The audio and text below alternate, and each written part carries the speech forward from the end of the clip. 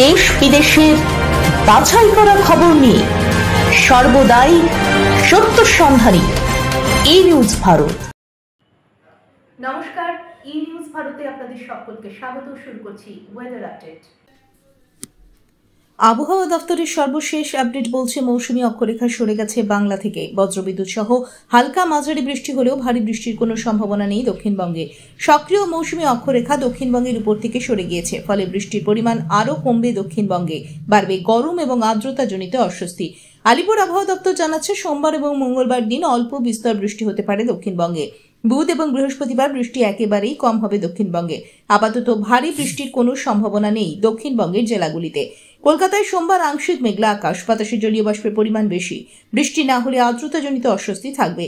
আজ কলকাতা ও তার পার্শ্ববর্তী অঞ্চলের সর্বোচ্চ তাপমাত্রা 31 ডিগ্রি সেলসিয়াস, সর্বনিম্ন 27 ডিগ্রি সেলসিয়াস, অনুভূত তাপমাত্রা 40 ডিগ্রি সেলসিয়াস। বাতাসে আপেক্ষিক আর্দ্রতার পরিমাণ 81%। আজকের বৃষ্টিপাতের পরিমাণ 1.0 মিলিমিটার। ব্যুরো রিপোর্ট, ই নিউজ ভারত।